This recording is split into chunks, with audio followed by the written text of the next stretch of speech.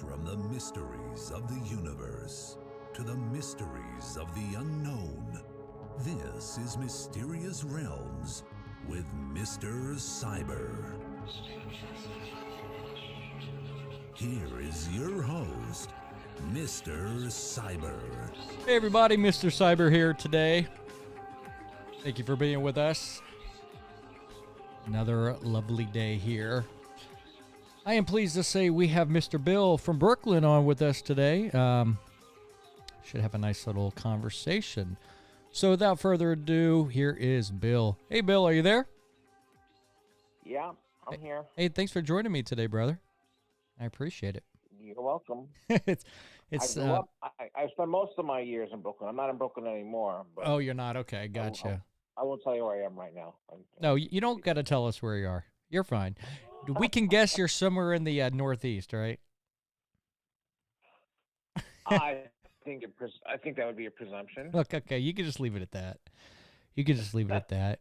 So I know I actually chatted with you the other day, and I do recall that you mentioned to me about going to discuss with me about the whole life on Mars thing, and oh yeah, it's one subject. And I was curious about what your take was on that. Yeah, well, I catch some of your other interviews, and they're really long. So what happens is I listen to them most often as I'm going to bed, and I kind of last about an hour in, and then I just and then I'll wake up again later on. But one of the guests you had on was discussing life on Mars. Yeah, that was early in the interview. 𝗪𝗏𝗪𝗏. That was 𝗪𝗏𝗪𝗏. Right. Yeah. Right. I'll make a suggestion. Is that the context?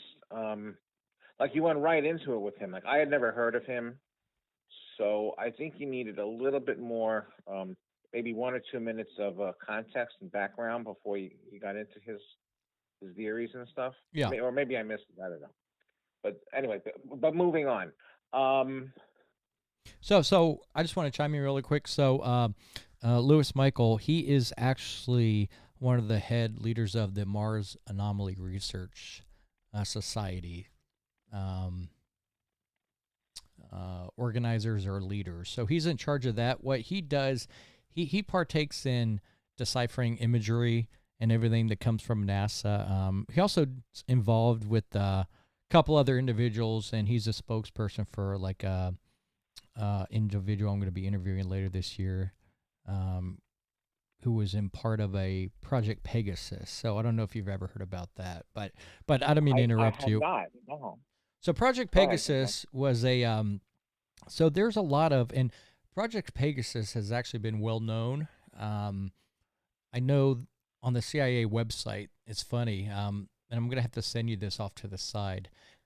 The CIA just declassified about 3 months ago a big document that's been around for quite a few decades with their involvement in, get ready for this, they finally came out saying that they've been doing time travel and teleportation experimentation since I believe it was the 1940s or 50s. And that just got declassified under the radar. I mean, they really weren't saying they were doing it, but that's essentially what the discussion was about. And I'd like to know your take on that. Right. So it's a lot of stuff. I know it's a lot of stuff to take in, Bill. Yeah. Well, my take generally when it comes to extraterrestrial life and time travel and stuff like that is that those are scientific things. A lot of them are scientific things. Yeah. But I'm kind of the I think of myself as the Christian perspective on these things, and more specifically Catholic Christian. Yeah. And as a Catholic, there's no conflict to me between science and religion. there's this pretended or mistaken conflict or whatever, especially since Galileo. Mhm. But that's kind of been cleared up. And I remember in the 60s, or when I was growing up in the 60s and 70s, I forget whether, I guess it would be comparable to a meme or something today, or there was a cartoon or something, and it was like, the scientists and the religious people were all trying to get to the the top of the mountain, like to get wisdom and stuff. Mhm. And when the scientists got there, they found all the religious people up there, like saying, "What took you so long?" Meaning that there's more than one approach to getting to these mysteries. But anyway, that's kind of a vague analogy. But my problem, well, first of all, when you're talking about life extraterrestrial life. Now, what are we talking here? Are we talking microorganisms, or are we talking full-fledged? So when it comes to compare, sorry, Gary, go ahead. Well, full-fledged, humanoid type, or even if they're not humanoid, intelligent, even smarter than us, life kind of thing. Well, I know. So when it comes to life, I think we all can agree that, there are microorganisms out there. That's a scientific. I don't know. I really don't know about that. I know that, like a bacteria. They say there's so many galaxies and planets around these solar systems and stuff like that. Mm-hmm. I mean, again, it's like they're trying to calculate the odds of something like that. And I mean, I'd like to hear some more analogies from their side as to what the odds are, like compared to what, I mean, to meet specific conditions to have the same, organisms, microorganisms that here on Earth out there somewhere. Because, I mean, I don't think, see, another thing is that out there in the universe somewhere, are there still only, what is it now, 110 elements?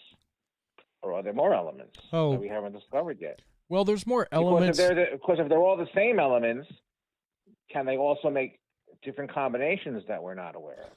So here's something fascinating I wanted to run past you. So to address your first point, from my view, there's a difference between microorganisms, things like that, and then extraterrestrials. You want my personal take on this, Bill? I think, sure. So this is just my personal take.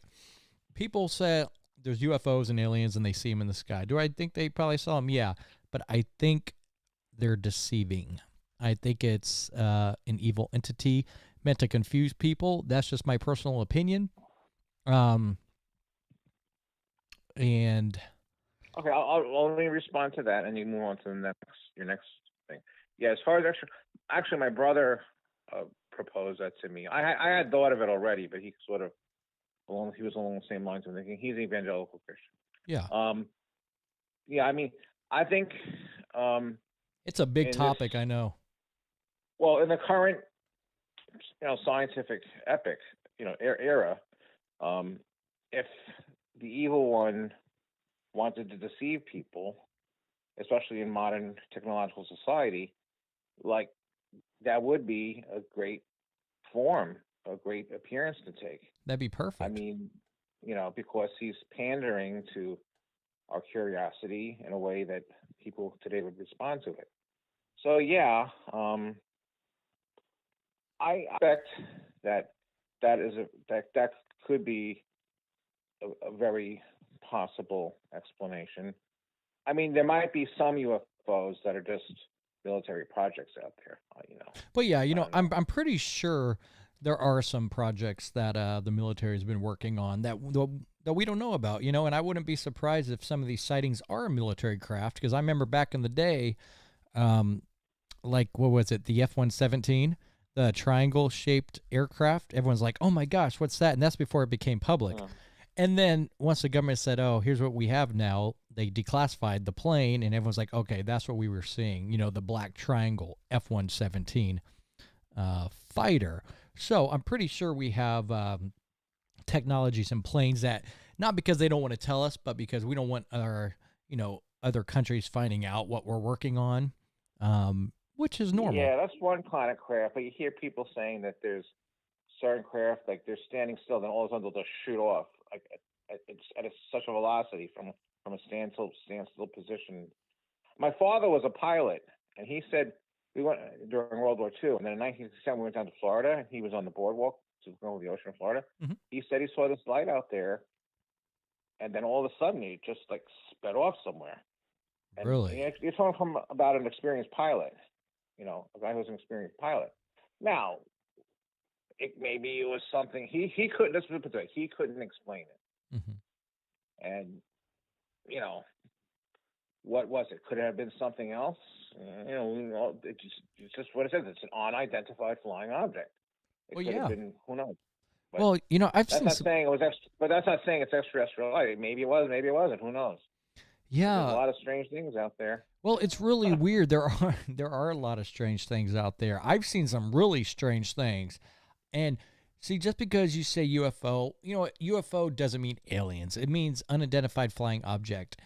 It could be anything. Right. It could be anything, and it's now going back to something you talked about a second ago about the periodic chart or the number of elements that we have. There was a gentleman back. He claimed his name was 𝗪𝗟𝗓𝗪. He claimed he worked at Groom Lake, Area 51, and they worked with element 115. And this was back when element 115 never existed. And he explained what it did, the properties of this element, and everyone laughed at him. Well, it was about 3 decades later, 30 years later, that I believe it was Germany and Switzerland, a group of scientists actually created element 115 and confirmed the properties that this gentleman talked about.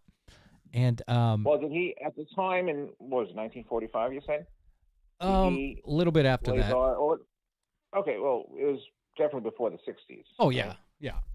All right. So was he theorizing, or where did he get this? Did he actually discover it, or? So his claim was when he worked out at Groom Lake at Area 51 up in Nevada, just north of Las Vegas, on some secret military items. His claim was that they recovered these flying discs, and that's the famous Area 51. Oh yeah, thing. yeah, and it was in Arizona. No, that's north of Las Vegas. I think it's like 75 miles north. That's around that's around the test grounds where they tested all the nuclear bombs for the Manhattan Project and all that. Oh. But he said this element 115 was what was used as the power source. For what? These discs that he was back engineering. Oh. So I'm just like, and then so that he's saying that this element came from supposedly alien aircraft. Well, the element that they were working on, but we hadn't discovered what that element was. We couldn't figure out what it was at that time. It wasn't until decades later that humans finally created element 115, and it was the exact same properties of what he talked about, and it aligned up. So, I mean, that's for people to interpret.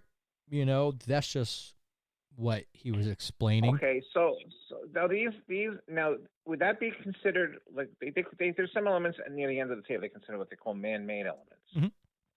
Now, does man-made? Yeah, so there are natural, and then there are man-made. They don't occur naturally in nature. Well, correct. Imagine. So element 115, from my knowledge, is a man-made element, and it's not like uranium. Like uranium is, it can be found, just like copper or gold. But element 115, they were saying, yeah, you can't find that. That has to be made by somebody. Okay, well, that goes to my earlier point about elements in the universe. It's like to have that probably wouldn't have any the man-made elements, or even the space-made elements. If you want to believe they're space-made by aliens or something for their ship, they wouldn't occur naturally. So even for the aliens to create it, they would have had to built upon the already naturally existing elements. They had to evolve or whatever along that, and then they had to become intelligent enough to create the man-made element to make their spaceship. I know. I think that's the logical sequence. Well, yeah, that would be the logical sequence. That would be. So what I'm saying is that even with all the seemingly infinite galaxies and solar systems out there, they're all composed of the same elements as our galaxy, as our solar system. So, Well, yeah. I don't know. I'd like some mathematician to compute the odds. Well, here's how I look at it, Bill. We have the elements that we know of, and elements here. Okay, I'm going to use another analogy. The law of physics does not change just because you go to another planet. Physics is physics, and our planet just doesn't have, physics here is different than physics on the moon. No, it's the same, and it's, I don't know how there could be other elements, because I know we've done a lot of searching. The only elements I can think of are elements that we would have to make and design ourselves. Unless, there might be a couple elements that we haven't found yet, which aren't, there's nothing special about them. They're just other elements. But with our science and research, I'm sure we've delved into most of that already, and we already know. No, I might disagree with you there, because if there's an element that occurs in quote unquote nature out there somewhere, and then that it might that could have millions of possibilities. Mm-hmm. I mean, it could be a metal, it could be the different types of elements that there are, the properties that could totally radicalize if it was brought to Earth, and the way things are here, or if it was used in different chemicals compositions in the atmospheres or whatever somewhere out there. I wouldn't say it was just another element. It doesn't make a difference. I'm not saying it would or wouldn't. I'm just saying I think the possibility is that it could. Well, it's almost like plutonium. But I don't think there are. My point is that if they're all the same elements out there, then the odds of creating even microscopic microorganismic life, life here. It's probably the correct adjective, but it just sounds weird. Yeah. I mean, you have to have all the other factors involved, like the distance from the sun, this and that, the amount of moisture, blah, blah, blah, blah. And the odds of that happening, I don't know. I know, just speaking from just in our solar system, it's like, well, it's impossible in our solar system, because otherwise it probably would have happened on Mars or Venus already or something like that. Yeah. But I don't know. I guess that's something we'll have to look up to see if somebody's calculated the odds, because they'd be so high that it'd be almost impossible. Probably almost impossible. Because you hear all these scientists say, I think like Neil deGrasse Tyson and Carl Sagan or whatever, and saying, there's infinitesimal things out there, so the odds of something happening are infinitesimal. But I don't know. That might work against your odds that there's so many out. So. See, the other thing, and that's just microorganisms we're talking about. And then now when it comes to intelligent life, see, here's the problem I have with extraterrestrials from a Christian perspective. I'm not saying there are or aren't. I'm tending to think that there aren't, but I'm not. That's not an absolute statement. I don't think the Catholic Church has ever made a definitive statement on it. But this is just coming from general theology, I guess. Yeah. Where, again, everything, and this is going to involve our conversations later on with time travel, and I was listening to some other interview you had last night. You had with somebody else who was talking about how we're all in the Matrix, and then how could we know God, and it all comes back to the one person, Jesus. Yep. He's absolutely the rock of history. Oh, of course he is. If you don't, and I mean that even from a scientific, logical context, because your theories smash up against this rock if you don't have everything properly kind of understood. And what I mean by that is that if there are beings, human beings out there, then they have souls. Mm-hmm. Or if they don't have souls, they're not human beings. Well, they're definitely not human beings, but are they capable of moral decisions? do they quote unquote sin? You know, in other words, if all the elements are already out there and there's no other new elements, there's no other new creation, then everything is in a degenerative form because of the quote unquote original sin. Whatever you understand that to be, whether you think it's literal or it literally happened with Adam and Eve in 6 days, whatever happened threw this whole universe out of whack, in my perspective. And that's what, if you want to call it the original sin, and Jesus come, and we're imperfect because of it, but we're not hopeless. And Jesus comes to restore that and to restore the whole universe to its original, perfection, the way he wanted it, the way it should have been. Yeah. Before the fall, even better, actually. Well, that has to do with the crucifixion and the resurrection and the second coming and the and the whole book of Apocalypse. It's all about, and again, it's all about Jesus, not in this as it's all in context of a relationship between us, God, and us, a loving relationship. Yeah. That has to guide all of your, not the scientific part of your judgment, but the motivational part of the scientific judgments, in a sense. Yeah. In other words, why would if there is a God, again, like, is he this impersonal God? Is he the deist of the Thomas Jefferson and Ben Franklin? Mm-hmm. We just sets the clock in motion and then doesn't care. I mean, that's not the God of Jesus. Correct. And so these beings, whatever they are, where do they fit into salvation history?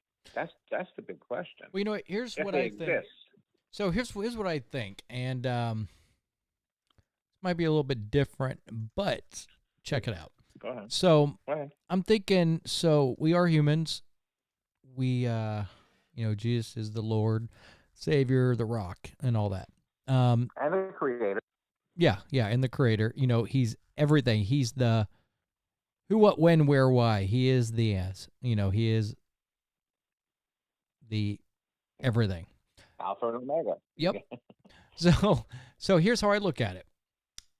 There could be other animals, not beings like us, other animals on some other planets, but I think personally in the whole universe, I think we are the only ones who are unique.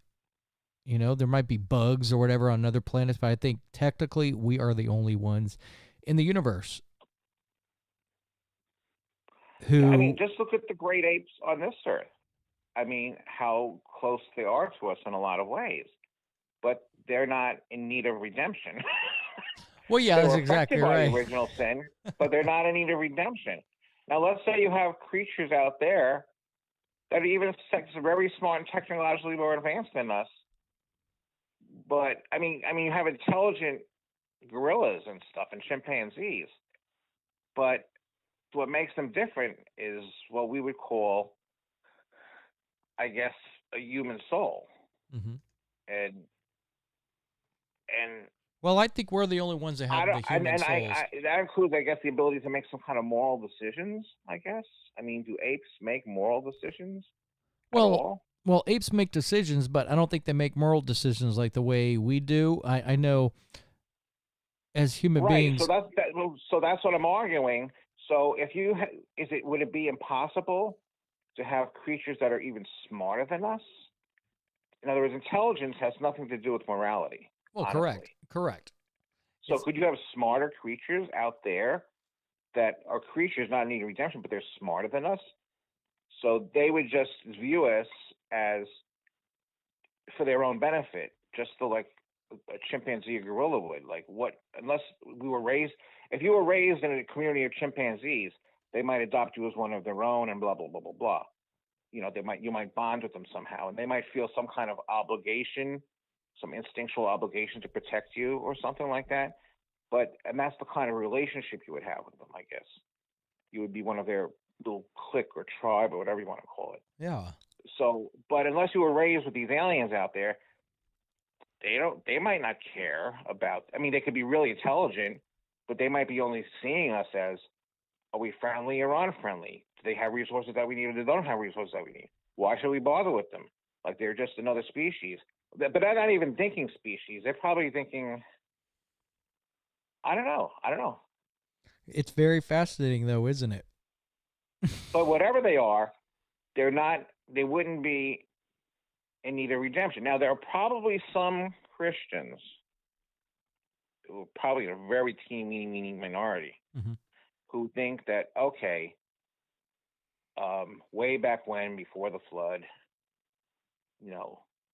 they think that extraterrestrials had something to do with all the pre-flood antediluvian stuff, like with the Nephilim, I don't know, whatever. In other words, they think we were visited by outer space beings, and that we were, and somehow they kind of harmonize this with Christian theology, and I don't think it works myself. But I mean, that's a very small minority, and I just bring that up as, because you want to be fair and bring up all the different positions. You may be more educated in this, what I'm about to ask, than I am. But from your recollection, anywhere in the Bible or anywhere, does it mention anything about extraterrestrials or other life? Because, technically God can do whatever he wants. He just may not say it. But, right. But I always wonder about that. I mean, again, I was a teenager in the 70s, and they came out with that In Search of Ancient Astronauts movie. I don't even think there's a TV program now called Ancient Astronauts or something. Ancient Aliens, you mean? Ancient Aliens, yeah. Yeah. But the movie was In Search of Ancient Astronauts.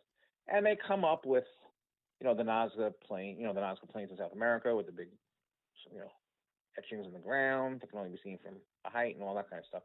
And they, but I've heard all the stuff they brought up, I've thought of people have thought up of other more reasonable explanations. I mean, they always bring up the book of Ezekiel's vision with the chariots, with the wheels of fire, and they try and say that's a spaceship. Yeah. And then the whole thing about the Nephilim, just those are interesting. I love hearing about talk about the giants. The giants, but again, I don't think I think only Thor hired. I think Thor hired out the same guy who did Kon-Tiki. I think he was the one. I'm not sure if he's the same one that did the In Search of Ancient Astronauts. Did he get into that later on in his life? Possibly. It was somebody, but I think he tried to make some kind of connection between the Nephilim and again, people from outer space. Yeah. And I've seen other stuff on the internet, like about some things in Mesopotamia, but I don't know. I'm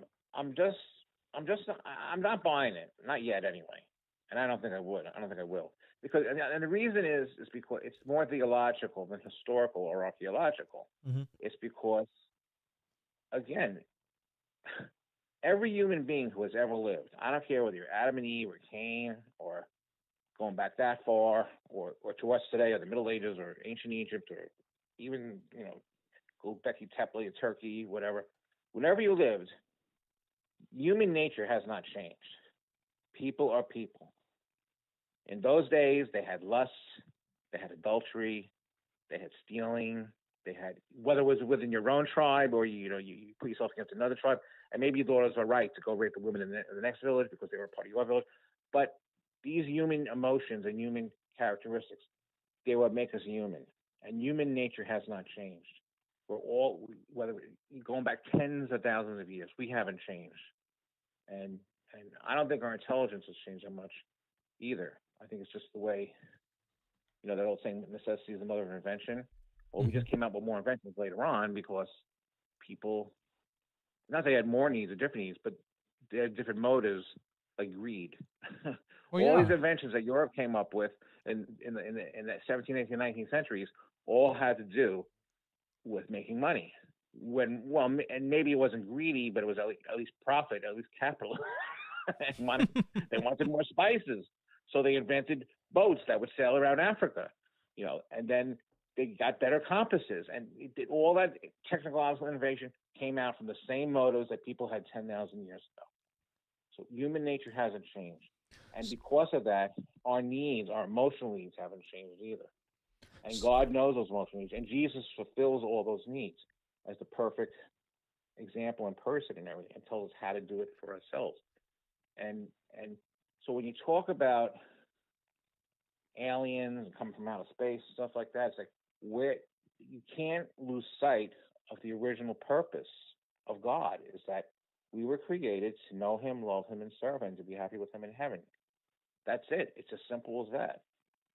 I mean, that's a Catholic. I learned, there was during the 60s, everyone was just looking for the meaning of life. I mean, they were doing that. Kafka was doing that too, and all those people probably. But it was a very popular phrase in the 60s, the meaning of life. It was always like the guy trudging up the hill to see the guru. That was a classic image. And he was supposed to get some wisdom from the guru up at the top of the mountain, kind of thing. And I learned the meaning of life in the first grade from the Baltimore Catechism. And it was like, who made you? God made you. Why did God make you? And so, to know him, to love him, and to serve him in this life, and to be happy with him forever in the next life. Correct. And that is the meaning of life. And you can't serve him. You wouldn't want to serve him unless you love him, and you wouldn't love him unless you know him. So it's like that old phrase, like, to know me is to love me. It's gone perfectly. And it's that simple. And even that song, Day by Day from Godspell, to see thee more clearly, love thee more dearly, follow thee more nearly. That's the three things that are in that phrase of the Catechism: to know, love, and serve.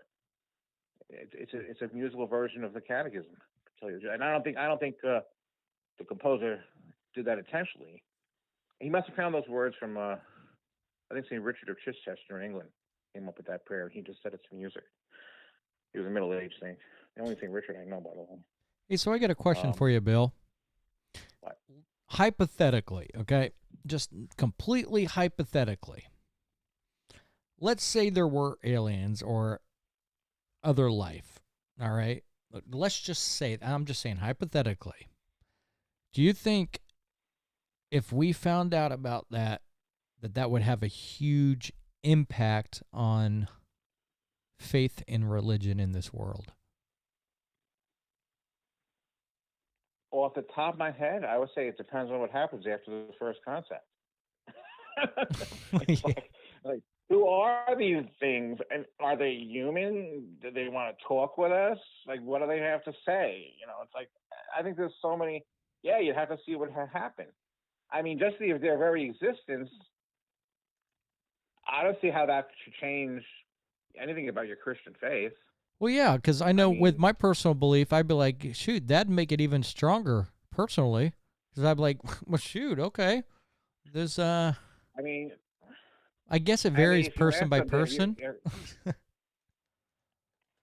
Yeah, it's like, you'd have to, first of all, are they really what they say they are? That's the really funny part about angels and demons. Mm-hmm. Like in the Bible, you have angels visiting people, but they're in the form of people, and they seem to partake in the physical world the way people do. Yeah. So the three, visitors who come to Abraham, right before God destroys Sodom and Gomorrah, when they tell Sarah that she's going to be, have a baby, and they come back next year, or they think in a year from now. Mm-hmm. You know that story, right? Oh yeah, I know that one. Yeah. So technically, I think that's most often interpreted as that's God himself, the three persons of the Trinity. Oh yeah. But the Father, Son, the Holy Spirit. But in the Old Testament language, it's not that explicit. It's there's not. There's other times. There's in the Judges, an angel comes to visit one of the Gideon or one of the people who's going to be a judge, and he's in, he's invisible form. And then there's the book of Raphael, a book of Tobit, where the angel. Now that's one of those books in the Catholic part of the Bible that's not in the Protestant Bible, because for various historical reasons the Protestants accept it. But the angel Raphael appears as a normal human being, and he brings along a dog.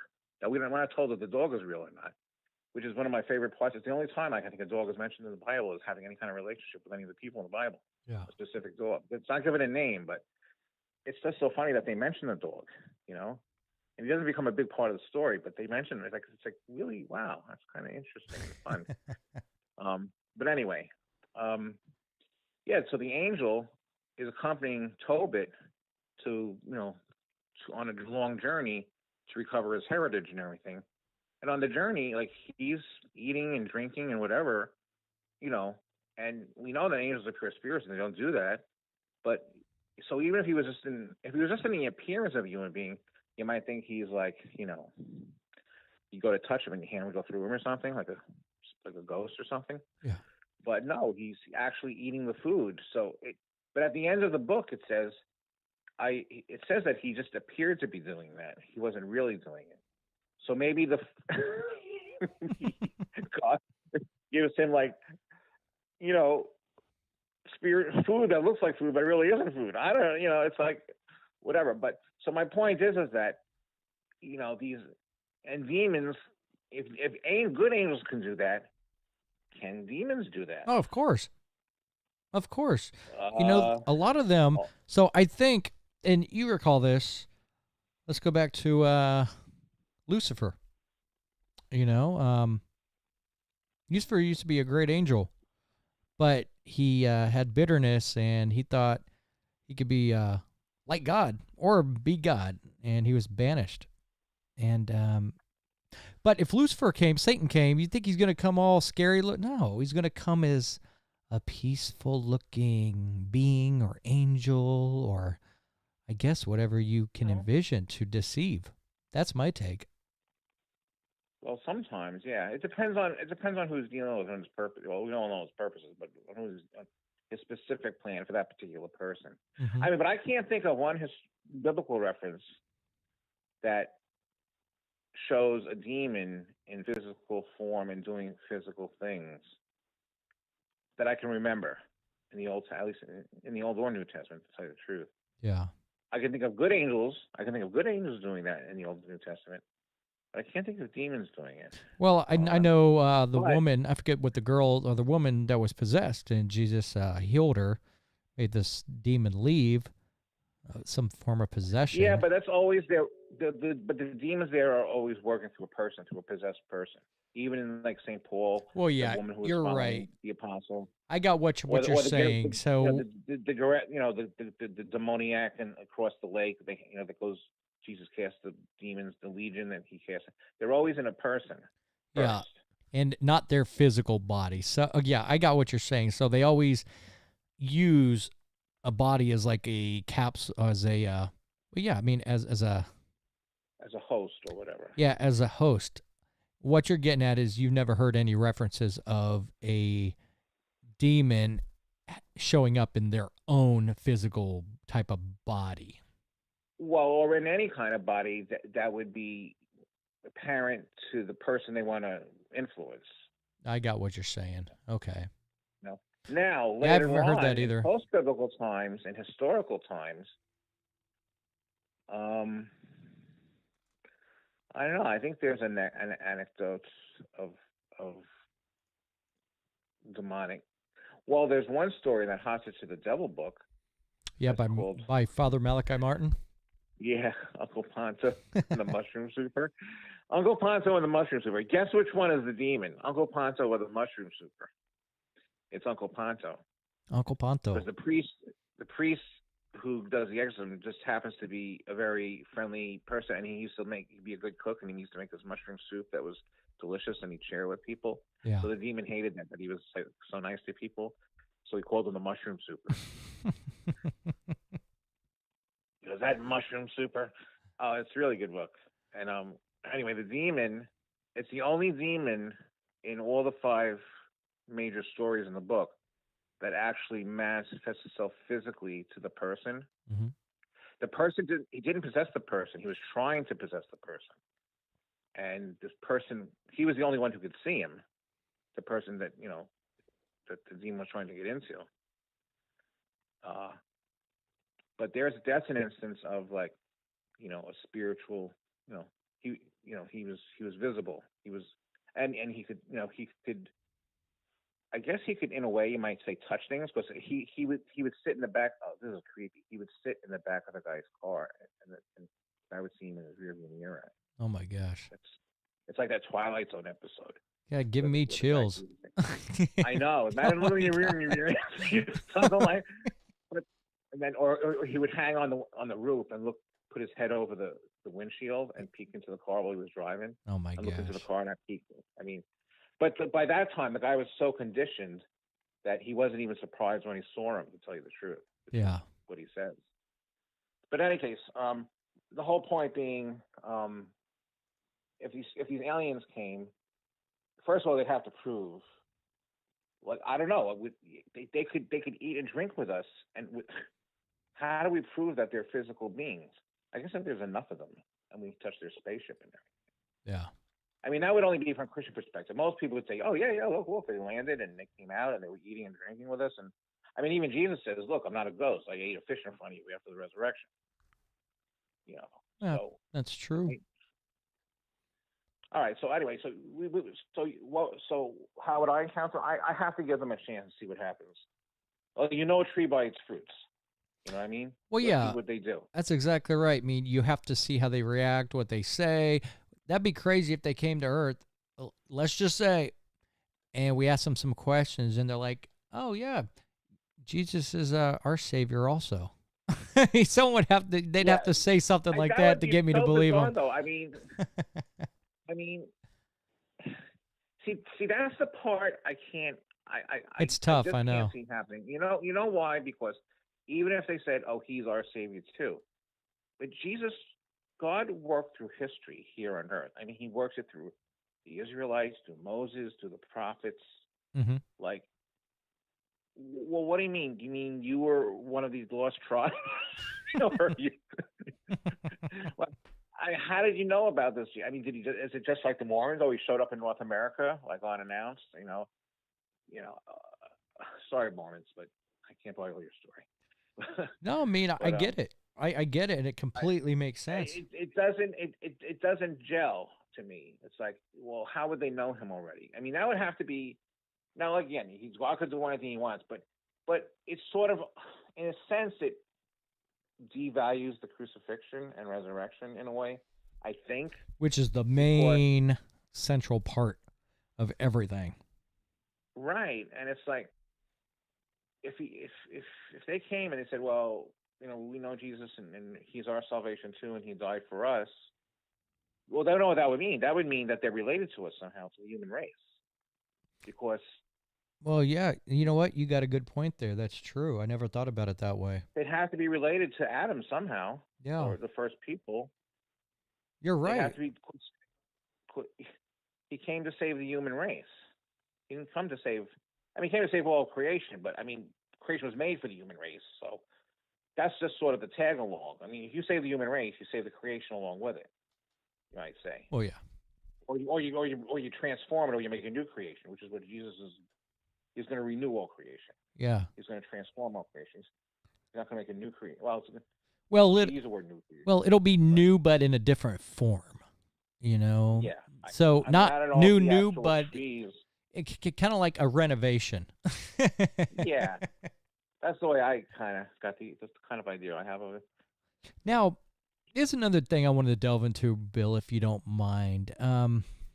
This is going off topic a little bit from the whole alien deal. What do you believe, or if you believe in, like, poltergeist and ghosts? Do you think those are just demons like I do? Or do you think it's all made up? The big question.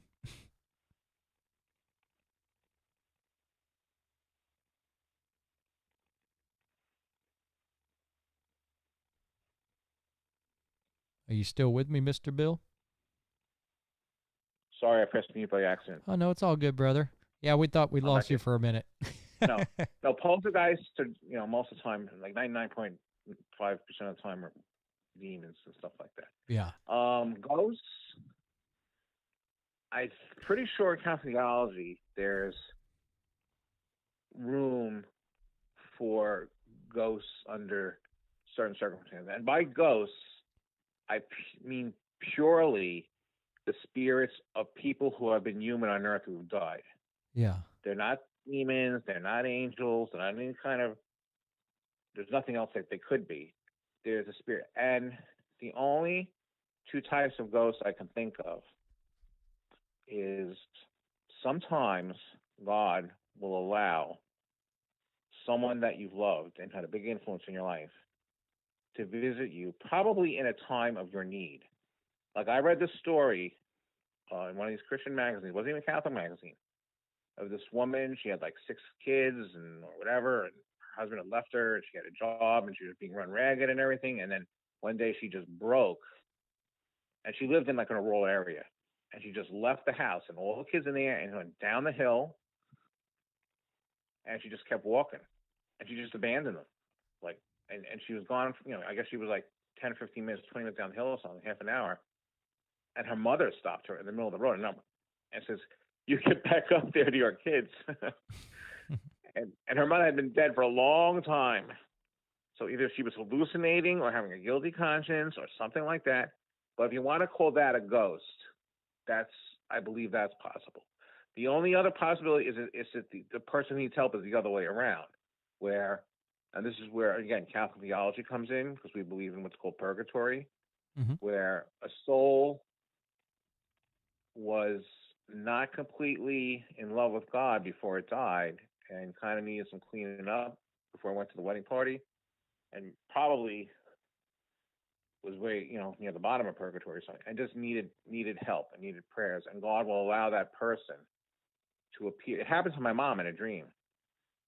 There was this priest that I knew. He was basically a good priest, but I realize now he neglected a lot of his responsibilities, and since he was a priest, especially, you know how God holds him to a higher standard. Yeah. His purgatory is probably that more severe, meaning he needed, and he had his arms outstretched towards my mother, like in supplicant prayer. And so my mom would, make sure she prayed for him more often. Now that was a dream, but there are certain cases I've heard of where the person actually appears. Yeah. And you can even talk. It's like Marley in the Christmas Carol, kind of. And he's not even a Catholic, and he wrote that story. And then I'll give you one story that is supposedly true. Yeah. Go ahead, throw it. This priest, I heard this. Well, I read this in a book about purgatory. It had different anecdotes in it. He just became new to the parish, and he had a new room in the rectory, his little office and everything. And he took the place of a priest who had died.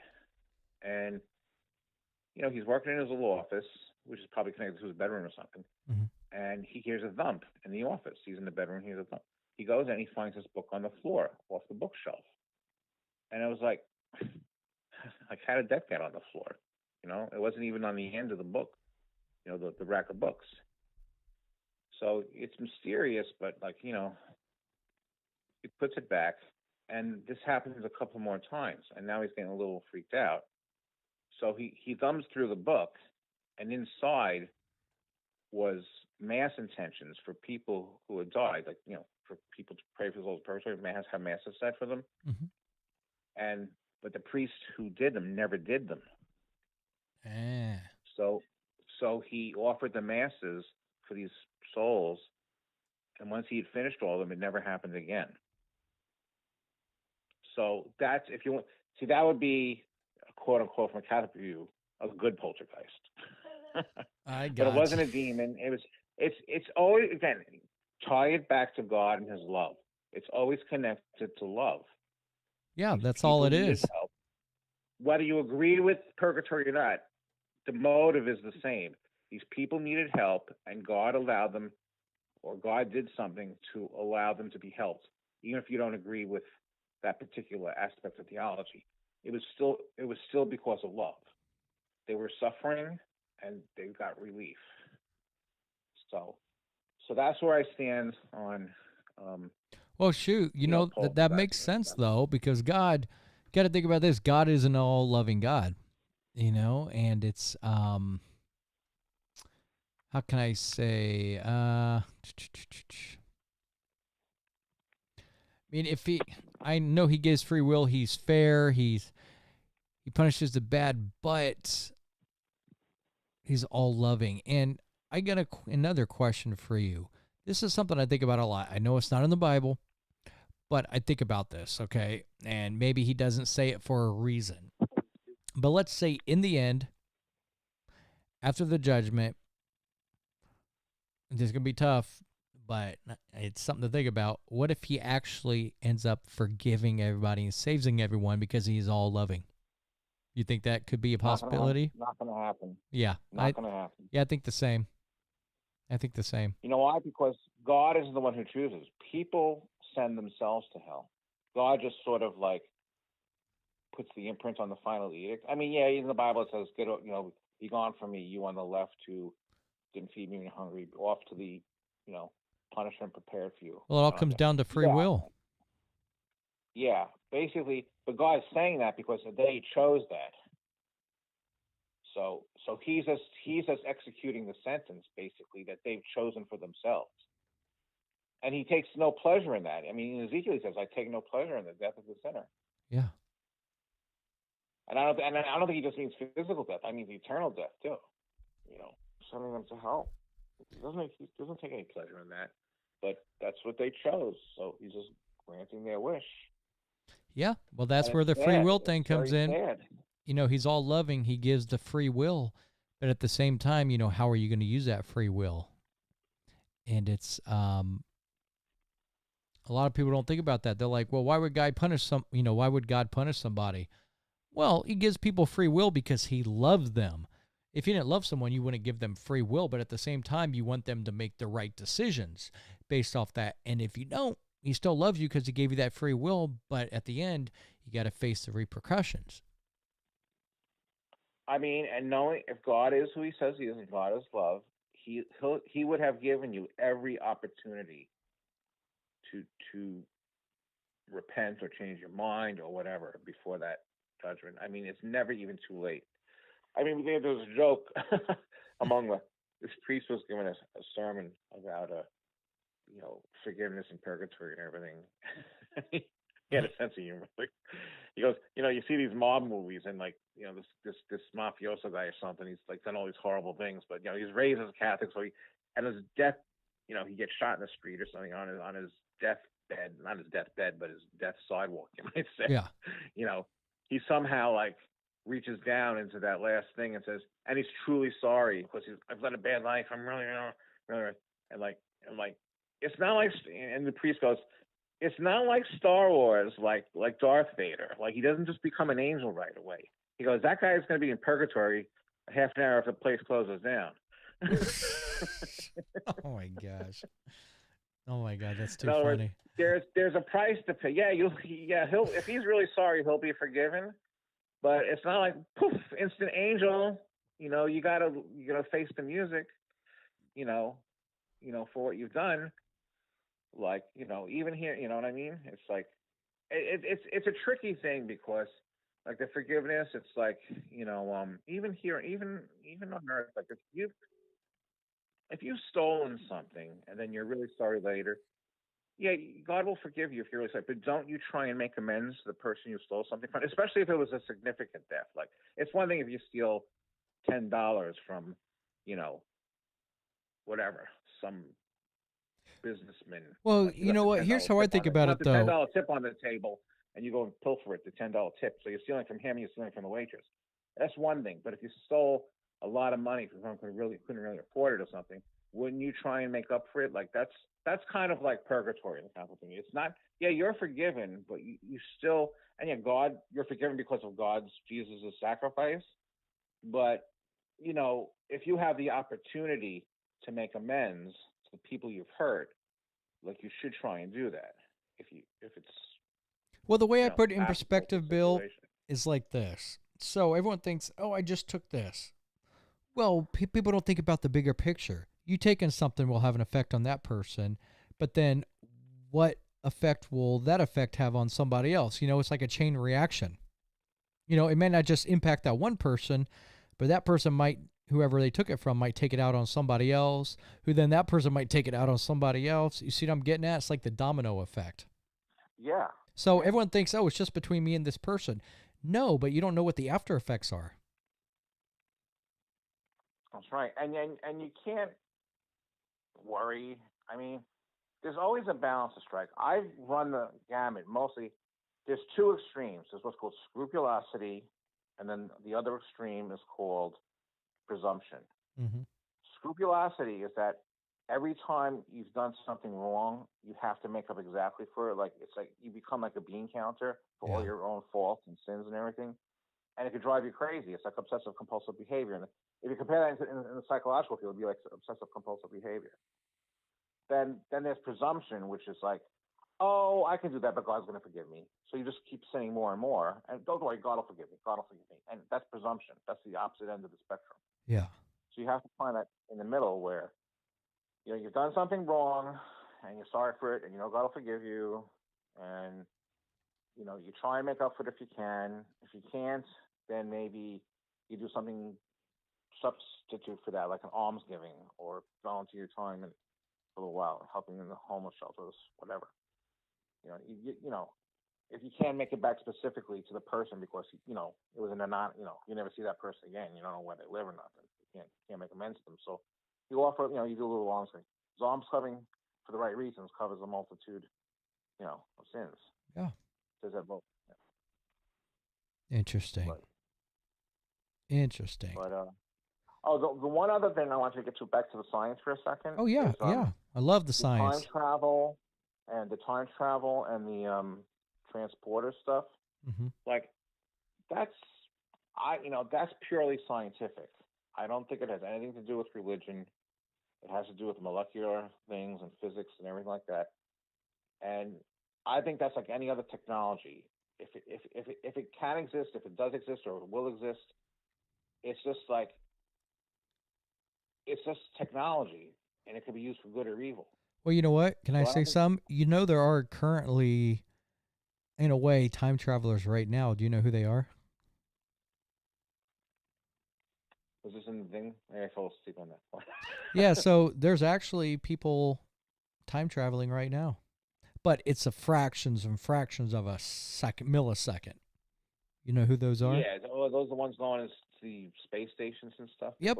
Yep, astronauts are actually at a different time than we are because the way the Earth sits, it's like it bends space-time. It's like putting a bowling ball on a mattress. It bends it. And so, yeah, I mean, that's proven already that there is a space-time bend, which causes them to go, I forget if it's into the future or the past, but it's by a fraction of like a nanosecond.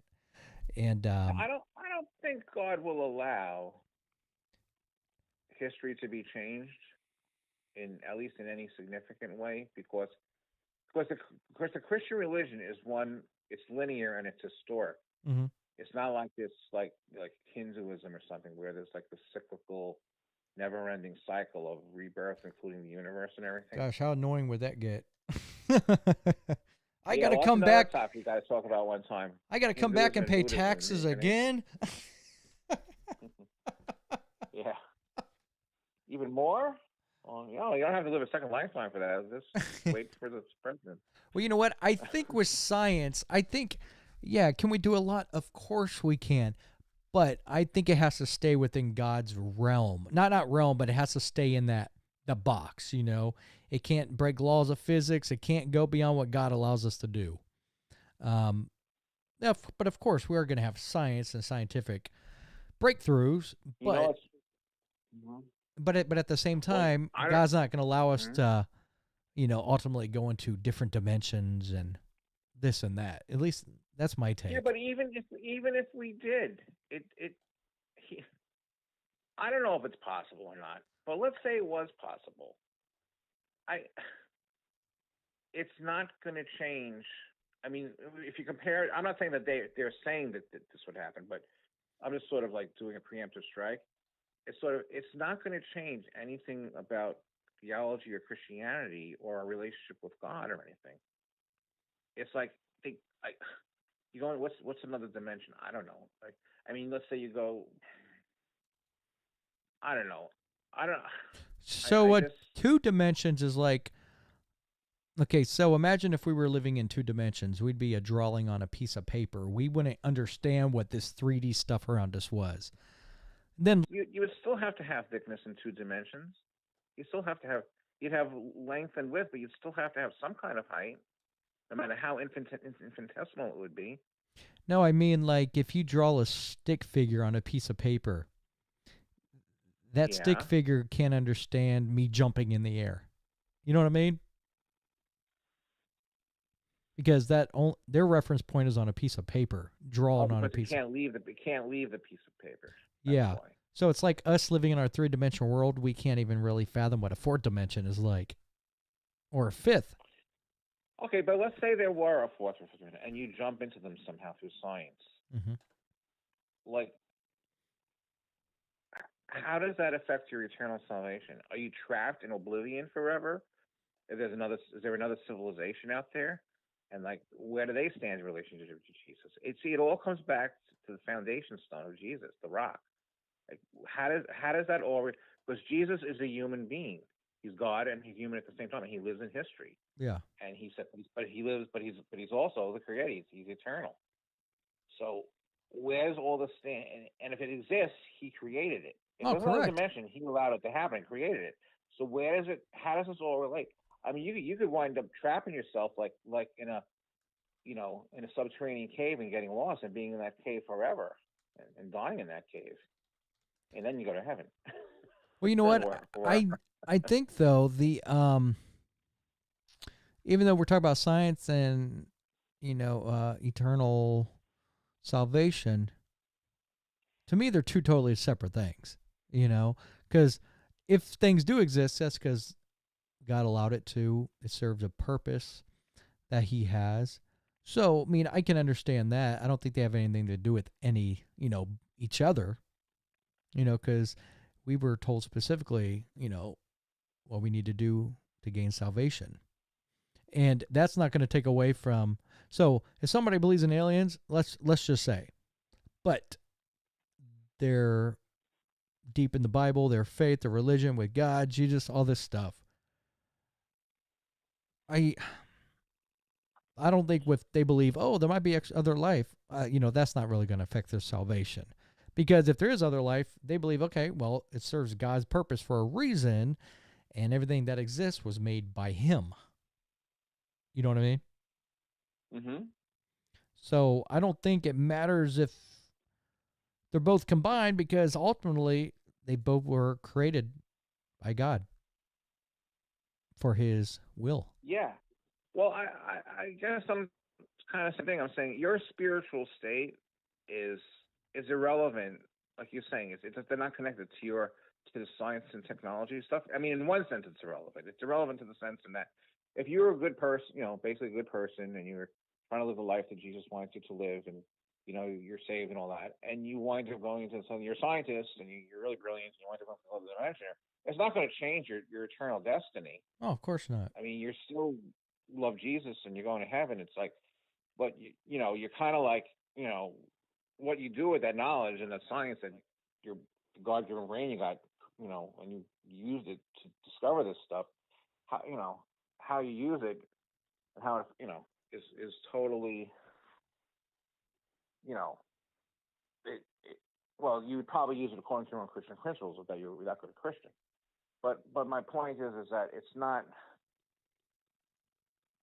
I mean, they talk about all this stuff, like how would it change the world and how would it change history, and it's like, well, it could be used for good or evil if it exists, and it has nothing to do, and it all goes back to like being human and being in a relationship and having a human race as a family in good and evil. Mm-hmm. That's just technology. Yeah, and that's true. That's true. I mean, so what? So you can colonize other planets and because people, most of the scientists I hear talk about this stuff, not all of them, but most of them, they tend to think that the world's going to go on forever unless, either that or like, oh, it's going to end someday, but it's going to end when the sun burns out or you hit by a meteor or something like that. They think like, oh, we're going to be building, colonies on Mars and Venus and everything. And yeah, maybe the world will we see that, but whether that's a good thing or not, I don't know. Yeah. Maybe it is, maybe it isn't, or maybe I wouldn't want to live up there. even in a big, beautiful Garden of Eden bubble, I wouldn't want to live up there. Probably. Oh, I agree. But I agree. But that's not. They in other words, they make it the end all of their life or part of their lasting philosophy. With basically they exclude. They exclude Jesus. They exclude God from their world, basically. Yeah.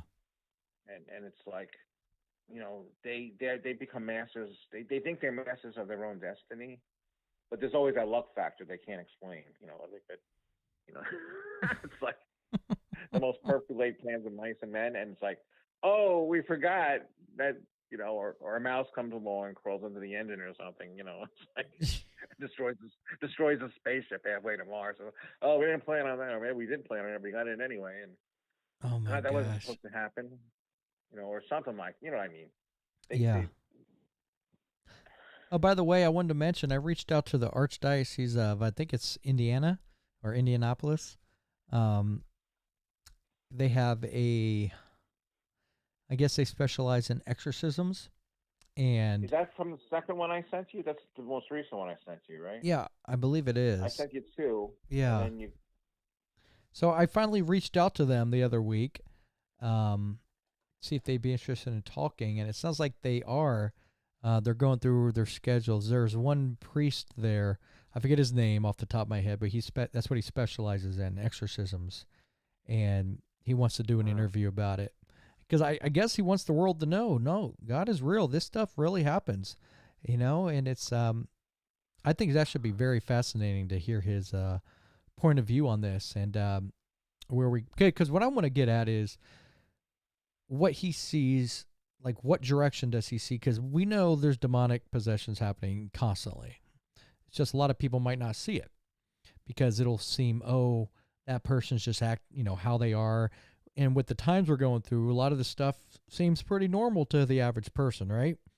But I want his take on what he's noticed from decades ago till now. Like what is he seeing? Is he seeing more of this, which I'm sure he is? But that's just something I've been fascinated in. Well, unbaptized people are supposed to be more susceptible to possession than baptized people, and Yep. that includes people who were baptized as babies. Yeah, I've heard that as well. Susceptible. However, that does not mean that a baptized person can't be possessed. I mean, in that Hostage to the Devil book, one of the possessed people was even a priest who got possessed. Yeah. Well, if you let your guard down, and then the priest they sent to exorcise him almost got possessed. but he fought it off, and he wound up eventually successfully exorcising the other priest. It's a great. Oh my God! He's such a great writer when he writes a narrative form. When you read it, you have to read that book. I don't recommend it for everybody. Don't let your wife read it because unless she's like been in the Marines too or something, because it's not for everybody. Well, no, it's not for everybody. You really got to. I think you have to be spiritually grounded to be able to process that. When I read it, I was alone in the house. My parents were on vacation. I left every light in the house on that night. When I got into it, it was so creepy. Well, I remember the first time I saw the Exorcist movie, and I was younger, but I saw it, and oh my gosh, going back to your point, I had to turn on every light. But then when I get older now and I watch it, I just laugh. I'm like, yeah, okay, the head's spinning. Yeah, but that was supposedly based on a true story and everything. But when you're reading this book, they're supposed to be real true stories. I have no reason to believe that they're not true stories. Yeah. And that these demons that are in the book, even though they've been exorcised, they're still out there. Of course. Yeah. Yeah. See, they might leave okay, I want you to leave Carol. Okay, I'll leave Carol, but you never told me to not go into somebody else. It's like, anyway. You exorcise somebody, they leave that person, but where does that go? They just don't go away. I mean, that demon's still around. Another. I just thought I was listening to another interview you did last night. Again, I don't know the name, but he was talking about. So the one at one point he talked what? So the one I talking about the So I did one last night with the psychic. Matrix. The Matrix. Yeah, the psychic. Yeah, that's it. The psychic guy. Yeah. He's talking about the Matrix at one point. How we're all living in the Matrix. Robert Lindsay Milne. And in a way, we do. If you don't believe in God and Jesus and everything, you pretty much are in a sense living in it. Well, actually, we kind of are living in the Matrix. The fallen world after Adam and Eve is the Matrix, sort of. Well, yeah. We're all living in this world, and unless you're aware of God, the demons and the angels and God, we're all like, if you're not aware of them, they're aware of you, but you're not aware of them. Once you become aware of them, you're not in the Matrix anymore. Well, yeah, you're absolutely right. But then he goes on. You're the psychic guy. He goes, oh, and how can we believe in God? I mean, believe God anyway. I mean, how do we know? He goes, how do we know God? How would we know that there's a God? And it's like, it always comes back to me, like one quote from Jesus at the Last Supper. Philip, I've been with you for 3 years? And what does he say? He says, if you have seen me, you have seen the Father. Yeah. It's like, yes, we can know God. You can know the Father. If you've seen Jesus, you've seen the Father. And that's like, because they don't take Jesus seriously. It's like, I wish they should treat him and the Gospels as, I mean, even if they don't approach it initially from a spiritual, divine point of view where Jesus is divine, just look at him psychologically.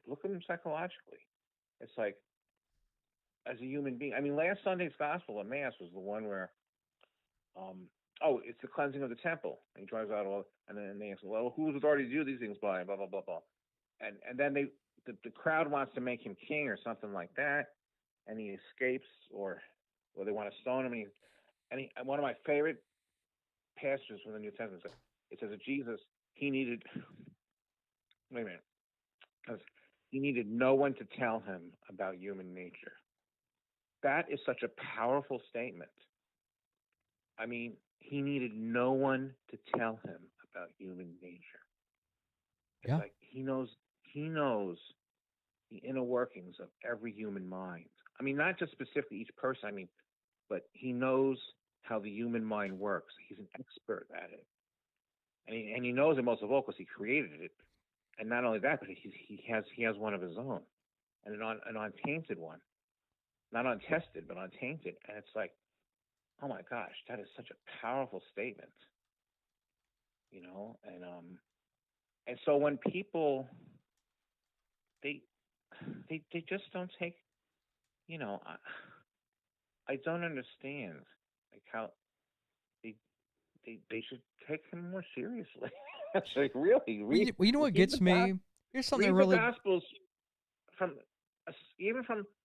look at it from different angles, like historical, psychological, spiritual. Compare it to your own life. Compare it to people you know now. It's like, look for motivation. Look at his motives. It's like, I don't know. Well, you know what? Something that gets me is, here's one thing that gets me. And you probably noticed this. Whenever people talk about any other God that they believe in, nobody gets offended. But as soon as they hear Jesus, they get all worked up. I'm like, what do you get worked up about? Someone who preaches love? I mean, see, that always confused me. I mean, do you understand what I'm saying? I mean, whenever people hear about Jesus, they're offended. I'm like, offended over what? I don't get that. But that tells me, that kind of tells me they're afraid of the truth, because they're not afraid of hearing about any other God. But when it comes to Jesus, they don't want to hear his word, which always confuses me. Always. No, in an aid to help people, I think there's several sayings. One is, I think it was like, the truth hurts. And that's not in the Bible. That's just a human expression, right? Yeah. And it has it's mostly a true statement. A lot of people, they don't want to hear the truth because the truth hurts. It means if there's something like, you're ugly. Yeah, I know. It's like, they don't want to hear it.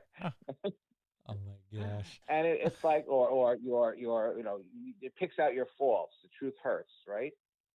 Oh, it But does. there's a divine saying that Jesus has is the truth shall set you free. So you have to get past the human and get into the divine. Because once you know that the truth will set you free and Jesus is the truth, Yeah. it doesn't matter how ugly you are, Jesus loves you. And that's all that matters. And it'll free you, it'll liberate you. Oh, it's You've never been completely liberated before, liberating. Completely liberating. And you know? I try to express that to people. And when I accepted Christ, and, people who listen in, of course, they can believe what they want. We're not speaking for them. We're speaking from our own personal experience. But I can tell you, once I accepted him, my whole, now everyone's like, oh, but and all your problems went away. No, problems don't go away. That's part of life. That's always going to be part of life. It's a test. And God never said, oh, as soon as you believe in me, everything's going to be super ditty, perfect, and all. No, that's not how it works. In fact, when I accepted him, things got a little harder for me. And I was kind of expecting that, but it all passed. And it was a test to see would I keep my faith. And I always have. I never gave up on my faith. Things weren't easy. And I was like, God, why is this happening? But guess what? He has your hand and you go through it. But at the end of the day, you learn. There's always a reason behind that stuff. You learn why those things happen to you. And it might not make sense right away. It could be a couple years down the road or a decade, but believe me, you're going to find out why. And when it comes to you, that revelation, it all makes sense completely. Another saying that was kind of like became, I don't know if I would say it became popular, but it certainly at one point was in the forefront. It was in the late 60s and early 70s. It was like, I don't believe in guilt. Yeah. It's like, what? That's like the stupidest thing I've ever heard. But I don't believe in the thing guilt. is that I understand where somebody's coming from, because for some reason, I think it's because, it could be because psychologically their parents made them feel, there's such a thing as false guilt, and their parents make them feel guilty over things that they shouldn't feel guilty over. Yeah. So I can understand like the psychological abuse going on there or something like that. But if you really are guilty, then you're just in denial. But but you would be tempted to believe that because it's your only outlet. If you don't know that your sins can be forgiven, you don't have an outlet. You have no way out of that. Like you've done something and you feel guilty about it, and there's no way out because there's no God to forgive you. There's no person to forgive you. So I don't believe in, it's like, because you have to, but deep down it's eating you inside out. That's why Jesus is such the good news. Well, yeah. As a matter of fact, in the Gospel of Matthew, one of the first things it says in the Gospel of Matthew, after the genealogy, is you shall call him Jesus because he shall. And it's the whole reason why he come. It's the reason why he came into the world. Because you shall call him Jesus, which means Savior, because he shall save the people from their sins. That's his number one purpose for coming here, is saving us from our sins. Yeah, that was the number one. Yeah, that was the number one reason. There was no other reason other than that. Right? And that's saving you from your guilt. So believe in guilt out there. If you're out there and you're guilty, real guilt, not false guilt, believe in your guilt, but then go to Jesus and he'll forgive you, and then you'll be free. Well, it's like in the woman in the Bible that committed adultery. He went up to her and said, "Woman, sin no more. Be on your way." And that essentially tells you how much he loves us, because she felt really bad and she wanted forgiveness. And, that little story tells you he loves us, but we got to be sincere about it, and he forgives. He does. Yeah. See, there's a difference between saying it, because, you can say anything you want with your mouth. It doesn't mean that's what you feel. But if you're sincere with your heart about it, that's a whole different ballgame. Whole different ballgame. Yeah. So, Bill, Yep. Was there anything else you'd like to go over with me, brother? Or is that about it? Well, maybe we could save it for next time. I'd like to talk a little bit about reincarnation in Buddhism. Well, you know what? I'm glad you mentioned reincarnation, because you're going to have to tune in next Wednesday because I got a huge interview aligned with and I just, before I mention this, so everything we talk about on this show, like I know I have psychics on this and that. That's just a show. That's not my beliefs. I just let people talk. But next week, I'm glad you mentioned that because we have a big guest that our production company aligned with us, and it's on reincarnation. So I'm going to be interviewing a couple about reincarnation. So what I want to do, I'm going to do that interview, listen to it. This is next Wednesday. It's scheduled. And then get back to me because I'd like to speak with you about that interview. Oh, yeah. I have a lot to say about that. Yeah. So you might want to hold that until you listen to the interview next week because, I don't know what's going to happen. This is two big guests, but then I want your take on it. And that's why I like talking to you, Bill, because I like your after input, after certain shows. I really like hearing what you got to say. Oh, yeah. Because I think you bring a lot to the table and you bring ideas from the other side that other people can take into account as well. And that's the whole point of this show, Yeah, I have guests that talk about certain questionable things that, I may not completely agree with, but at the same time, then I want individuals like you to also talk to us about, why you think it's wrong or right or this or that. We like all those point of views, and I think that's healthy because once people hear like your point of view, then they can start putting two to two together. So that's cool. Oh yeah, I like to talk about it. Yeah, so stay tuned. I'll have the show posted next Wednesday afternoon because that's when I do the interview. And then, one day I want to talk about the origins of the Bible. Yes. And then another day. No, bring it, Bill. It's always my board game topic. My board games. That's my hobby. It's all good. And then I have another topic I was thinking of is like pet peeves and what to do about them. Oh gosh, pet peeves, dude. There's so many topics, Bill. I want to talk to you about. But before we go, I want to ask you, what is your favorite board game? Oh, that's a tough one. Many out there. Did I stump you? And it depends what category you're talking about. If you're talking war game, 2-player war games, and since I was a history teacher, my favorite game is called Hannibal: Rome versus Carthage. Yeah, it's a recreation of the Second Punic War from 220 to 202 BC, and it's the Western Mediterranean, and you learn and Hannibal. There's different territories, and then the Romans have their generals, and Hannibal has him and his generals, and you're moving from place to place, trying to establish dominance in different provinces, and then you have battles. You use battle card. But the thing I like about it is that the guy who defined it, 𝗪𝗪𝗡, what a genius! I mean, play this game. If you know anything about the war, it was war. Like back then, the wars just weren't like 2 or 3 years. They went decades sometimes. Yeah.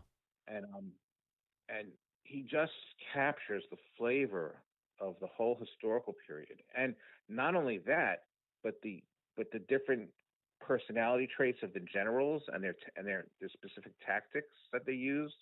They're built into the characters, the generals in the game. It's just, my other one is similar. It's called The War of the Ring. It's a recreation of the whole Lord of the Rings trilogy, and it's a very asymmetrical game. You have Frodo and Sam trying to get the ring into Mordor, and then you have the orcs battling the different cities and stuff, and it's a lot of fun. You get all these little minifigures. You can move around the board. Nice. But outside of war games, like there's a game called The Voyages of Marco Polo. There's a game called The Rajas of the Ganges, where you trade with. It's set in the 1700s and 1600s, and you're trading with in the different Indian kingdoms. They're trying to build their kingdoms up. Yeah. You got Catan, which is a classic, The Settlers of Catan. That's hit the mainstream. They sell that in Walmart now. Nice. But a lot of these games you wouldn't hear about unless you went on board. There's a site called Board Game Geek. Anybody wants to know? There's like 26,000 board games listed from all history. There's a ton of board games. Yeah, but you probably haven't heard of most of them. Well, the board games I'm used to growing up, Checkers, Shoots and Ladders, Candyland. Yeah, no, Things this like is a that. whole different. It's a whole new area of Yeah. board games. Wow. Yeah, there's a lot of fun ones. I have one called Mississippi Queen. You have these little steamboats, and you race them up the Mississippi River. Mm-hmm. And a lot of them are designed by Germans initially. My favorite name, the guy who designed Mississippi Queen, his name is Werner Hodel. Werner Hodel. I love that name. What a great name. Oh, yeah. Definitely. Another one's Klaus Tuber. Klaus Tuber. Or Rainer Knizia. That's another German guy. He does a lot of board game designs. Wow. He's very mathematical, though. Oh, okay. So anyway, those are some board games. Yeah. Well, Bill, it's been popular games you might want to introduce people to. Yeah. There's a game you could probably find in Walmart. It's called Ticket to Ride. It's about building your railroads across America, and you have to connect to railroads and stuff. So it's not about. It's very simple. You sure it's not about the Beatles? No, no, not that one. And then there's another one called, I don't know if you'd have to probably get it on Board Game Geek, or it's called Camel Up. Mm-hmm. It's you're racing these camels around a racetrack, but you don't play the camels. You play people betting on the camels which one is going to win the race. It's cute. It's very cute. And it plays 8 people, so nice. I taught it to this family from church a couple of weeks ago. Very cool. If you like the movie The Princess Bride, they just came out with a game called The Princess Bride Storybook, and there's like 5 pages, but they're cardboard. So every time you turn a page, it's a new scenario from the movie, and it's what they call a cooperative game, where everybody plays together against the game itself. It's like the villain is built into the mechanics of the game. So you're not competing with the other people you're playing with. Mm-hmm. The 4 of you are competing against the game itself.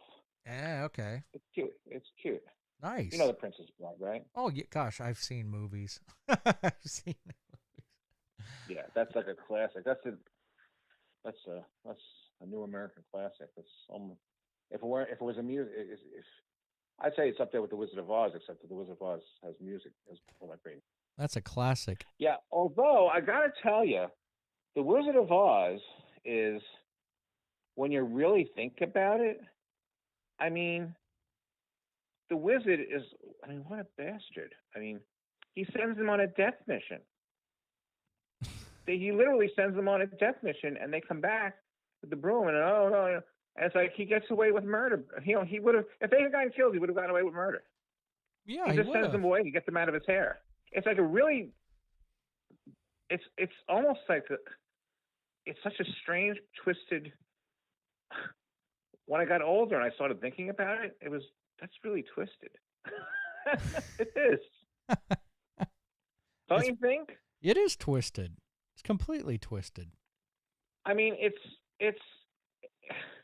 the reason it's so endearing is because it's the sentimentality, because I love the scene where they get their gifts in the end, and and they're saying goodbye in the balloon, and and everything like that. But he really is not a nice man, the wizard. He's worse than not nice. He's actually, to do that, what he did was evil. Yeah, and there's no consequences. He doesn't suffer any consequences of it. Guy behind the curtain. He just got lucky that they didn't get killed. That they were resourceful enough, were lucky enough to throw a pail of water on the witch. Otherwise, they would all have been dead. They all would have been dead. This guy standing behind the curtain with a little loudspeaker. Oh, what a classic movie! What a classic! I know, but it is beautifully done, and the music's great. And well, one thing I want to point out: remember the tornado? Yeah. I found out how they made that. I saw a behind-the-scenes documentary. They made that with the woman's tight that she wears on her leg, and they put it on this contraption, and they shot dirt through it, and that's how they made that. So it's a woman's tight on a spool spinning, and they're blowing dirt through it. I'm like, wow. That's pretty genius. I never heard that. Yeah, it is. I'm like, what? Really? And the woman that played the Wicked Witch, Margaret Hamilton, I think her name was. Margaret Hamilton. Yeah, she was fantastic. And everyone thinks she's mean. No, if you watch her, she was hilarious. And they asked I saw an interview with her. They're like, hey, we want you to be in The Wizard of Oz. She's like, all right, what am I going to be? Dorothy, the good princess or whatever? They're like, no, you're going to be the witch. And she's like, the witch? So she had a good sense of humor about it. So if you're afraid when you watch that, go watch her interviews. You realize she was a funny woman. Yeah, the only other thing I ever saw her in was in the 60s, she did some Maxwell House coffee commercials. Yeah, I remember those. I remember seeing some of those on Her YouTube. name was Cora. In the commercial, her name was Cora. Wow. Wow. You know, she's just an ordinary person. That's funny. Well, Bill, I appreciate you coming on, brother, and I most definitely want to hook up with you after these next interviews that I got, which I think you're going to like. I got some big doctors coming on. I got a big doctor. He's not a doctor. He's a pastor at a huge church in Houston, and big Christian guy. And I can't wait for this interview because he's done all these studies on near-death experiences, and he pulls a few out, and everything he does is by the Bible. You know, they have to concise with the Word of God and all these things. And I'm interested to see what he says. But yeah, I mean, we have a lot of good shows coming up. The one next Wednesday about reincarnation, that's definitely one I want to get you back on the air for to discuss. Because like I said, I don't know what's going to happen during that interview, but it's going to be fascinating. But I just wanted to tell you, if you didn't know, we've been live this whole time. Oh, wow, cool. Yeah, because I got I got tired of editing. I'm like, because editing just one of those videos to put online is it's a lot of work, man. I'm like, you know what?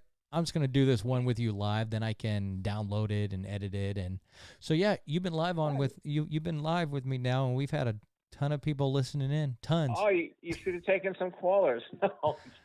Well, I don't got that full setup yet. I'm working on doing video Skype setup for video calls, so you can see the guest taking calls. I do have a thing in progress where I'm going to be doing that. So it's a lot of work here, man. It really is. No, I'm not. Yeah, I can only imagine, because I'm not that tech savvy. No, it's all good. Thank God for YouTube.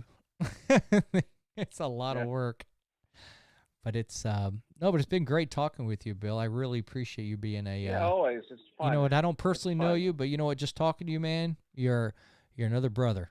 You're a brother of mine. And man, if I was healthy enough, and I could still travel. Well, you're up near Portland or something, right? I'm out, not Portland, Maine. I'm out west, Portland, Oregon. Yeah. I forgot that. I've been in both, but yeah, I meant Portland, Oregon. Yeah. Yeah, I would come out for a visit. That'd be fine. I have friends in Seattle. Yeah, well, I'm in my traveling days are over. I can barely walk, and I'm here. I take care of my sister. Hopefully she'll be walking by this summer. Well, one day I would love to do a video chat with you, not on here, but just personally. Because I don't know if you got like Facebook Messenger. Do you use an iPhone? Android. Oh, you got Android? I'm sorry. I'm kidding. That's my nerdy side. You can ignore it, Bill. Now, are you on Facebook? You don't have to say any names over there. I have a Facebook. So I'm like 20 years behind everybody else. Well, I'll chat you off to the side because we might be able to say hi to each other just personally but over video. I don't check it very often. Although I have it connected to my email, so yeah, I do get email notifications, and then I go check it. Have you ever been to my personal Facebook page? No. No. Okay, I'll send it to you off the air so you can have it. Yeah, but it's been great talking, Bill. I actually got to get running, brother. But yeah, me too. Because it's almost time for dinner. I gotta make dinner for me and my sister. I live with my sister. We're both I'm 64 and she's like 67. Yeah. And we're both like single, quote unquote single. So we kind of help each other out financially. I live in her house, and it works for both of us. I'm pretty much retired now, so yeah. I love being retired. But anyway, we'll talk about that another time. Oh yeah. Well, I'll chat you here soon, brother, and thanks for joining me today. Sure. So when we hang up, you're gonna have a little. I'll call you back. I'll give you a shout. Yeah, I just want to. Oh yeah. Clear up one or two things. Yeah, you bet, man. Well, I'll clear up with this. unless you want to wait on hold for a minute. Yeah, I'll hold on for a second. Okay, give me one moment, brother. Well, that was Mr. Bill. Love talking to him. He is one fantastic guest to talk to because I like his point of view when it comes to all these different discussions that we have. And yeah, Bill is a cool dude to talk to. And look forward to talking to him a lot more in the future. But until next time, folks, I am Mr. Cyber. This is Mysterious Realms. And once again, be cool, safe, God bless, and peace. Till next time, I'm out.